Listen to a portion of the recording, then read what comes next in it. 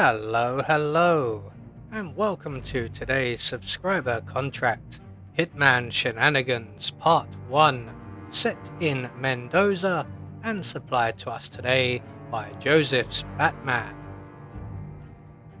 So moving on to our briefing, when a hitman messes around on the job. And moving on to our targets, and today we have 4 of them, along with a plethora of objectives. I believe there are about 6 or 7. So for today's challenge, we'll be starting at the shrine, and we'll be bringing with us a remote magnetic gas grenade in a briefcase, some coins, and a silenced pistol. So right from the start and off the bat, we are going to retrieve our briefcase. We're going to retrieve the propane cylinder from behind the shrine here, and we're going to make our way over to the wine tasting area of the villa and grapevine wine production buildings. I have no idea what we would call this. Complex? We'll leave it a complex, that works. So we're just going to get over to the flight boxes here. We're going to drop our propane cylinder, and we're going to retrieve our gas grenade from the briefcase and return it to the briefcase whilst we are still alone. We're going to drop the briefcase there. We'll come back for that momentarily, as we are about to be joined by our first target, and he is feeling somewhat rather worse for wear. This is what happens when you go to a wine tasting and you're used to drinking spirits. So once he arrives at the bin ready to purge himself, we are going to approach him from behind, plant 2 in his back, and deposit him in the box or crate provided. We're then going to retrieve our briefcase and our propane cylinder, and we can then make our way up to the barbecue al fresco dining area, where 2 more of our targets are located. Now these guys are both in rather public locations, so we're going to make our way over to the balcony's edge, and just by this upright post we're just going to drop our propane cylinder. We're going to select our gas grenade detonator, make our way across the dining area and over to our target here in the white blazer tuxedo, and we are going to make him rather sick. Now we want to try and make him sick all on his own without anybody else, so that we can get him to come to this area. Although if we do make one of his young lady friends rather ill as well, she tends to wander off somewhere surprisingly a lot more secluded. So we're just going to hide down by this flower bed here with our silenced pistol ready, and in a few moments you will notice our target coming to join us, and he will purge himself over the balcony onto the winery workers below. So we are going to detonate our propane cylinder and send him on a flying lesson. That will get the attention of quite a lot of people, so we're going to vacate the area as quickly as possible. And now it is a 50-50 chance that our next target, this guard right here, is not one of the people who gets alerted and goes into panic mode, which does help us out.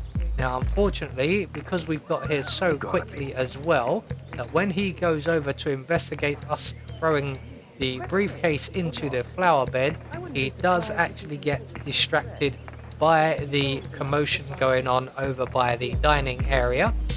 Luckily enough, he does also lose interest rather quickly, so we can quickly find our briefcase in amongst all these tall grasses somewhere, and we can try again. So we're just going to throw the briefcase over by the tree there. That will do nicely. Our target once again will get alerted, and he will come over to investigate, and this time round he is going for the briefcase, so we can follow him into the plant bed area, and we're going to plant 2 in his back really quickly, and we're going to leave him right there. We're going to select our coins, and we're going to make our way now down to the car park area, where our final target, Mr. Ford Jr., the junior lawyer, is currently engaged in a phone call with Don Yates, announcing his arrival, I do believe. So in a few moments he's going to finish that phone call and he's going to start making his way up to the villa, and we will want to get sort of halfway there before him. So we're going to run past the two guards here and we're going to drop our coins in a nice little group somewhere along there, in the attempt to distract one of the guards away from his post. Now this has not actually happened, and we do need to be careful about this, as dropping items in front of guards constitutes suspicious behaviour in some cases, and it can get us instantly failed.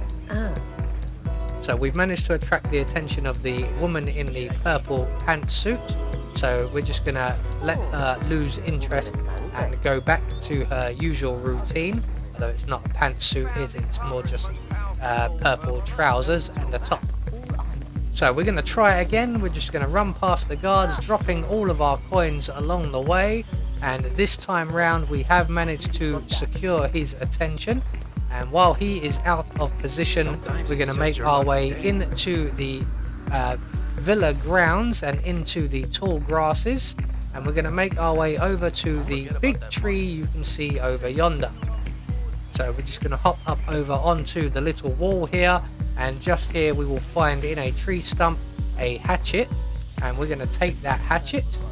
We're just going to wait for the patrolling guards to make their way past us. Now unfortunately these two seem to start acting a little bit weird when we get up to taking out our target. So we're just going to make our way across the path, and we're going to wait by this rock right here. And as you can see, Mr. Ford Jr. has finished his conversation on the phone, and he will make his way up here. He will get distracted by a bird call from the nest in the tree, and he will come over to investigate. Now depending on where the patrolling guards are, we may have to wait a little while.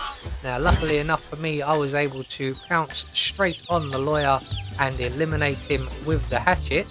Unfortunately for me, I have to now wait for the guards to go past, and rather than just carry on their routine, they decided to stop and have a conversation, something they normally don't really do.